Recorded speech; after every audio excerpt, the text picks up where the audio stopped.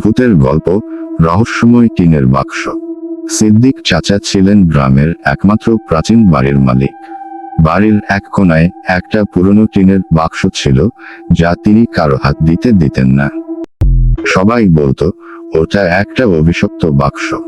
একদিন গ্রামের কৌতূহলী ছেলেটা রফিক চাচার অনুপস্থিতিতে বাক্স খুলতে গেল, কিন্তু হাত দিতেই পুরো ঘর একটা ঠান্ডা বাতাসে জমে গেল।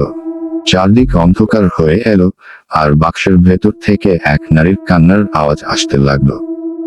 রফিক, আমাকে মুক্ত করো। ভয়ে পেয়ে রফিক পেছনে সরে গেল, কিন্তু হঠাৎ করেই একটা কালো হাত বাক্স থেকে বেরিয়ে তার হাতে চেপে ধরল।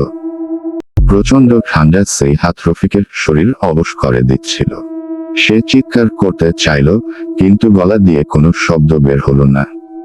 ঠিক তখনই সিদ্দিক চাচা এসে দরজায় দাঁড়িয়ে চিৎকার করলেন, বাক্স বন্ধ করো, না হলে ওরা বেরিয়ে আসবে। কিন্তু দেরি হয়ে গেছে। একটা কালো ছায়া ধীরে ধীরে বাক্স থেকে বেরিয়ে আসছিল। সেই ছায়া ক্রমাগত বড় হতে থাকলো, এবং একটি নারীর মুখ রফিকের সামনে উঠে আসলো। সাদা পোশাকে এক নারীর চোখ দুটি তার চোখের মধ্যে গর্তের মতো ঢুকে পড়েছিল। তুমি আমাকে মুক্তি দিতে চেয়েছিলে, কিন্তু জানো না মুক্তি পাওয়ার পর কি হতে পারে। রফিক ভয়াবহভাবে সজাগ হয়ে উঠে গেল। সে আর পারছিল না, অস্বাভাবিক ঠান্ডা ও অন্ধকার তাকে ঘিরে ফেলেছিল। চাচা, যিনি দরজার বাইরে দাঁড়িয়ে ছিলেন, নিজের ভেতরের শক্তি নিয়ে প্রবলভাবে বাক্সটি বন্ধ করে দিলেন। আরেকটু দেরি হলে পুরো গ্রামের উপরেই বিপদ নেমে আসত। সিদ্দিক চাচা জানতেন, বাক্স খুললে ওই নারীর আত্মা মুক্তি পেত, কিন্তু তার মুক্তির পেছনে ছিল একটি ভয়ঙ্কর অভিশাপ। রফিক দিশাহীন হয়ে দাঁড়িয়েছিল।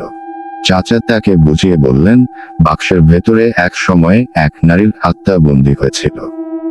কেউ তাকে মুক্তি দিতে গেলে সেই আত্মা পৃথিবী থেকে সরিয়ে নিয়ে যাবে, আর সেই আত্মা মুক্তি পেলে সমস্ত গ্রাম ধ্বংস হয়ে যেত।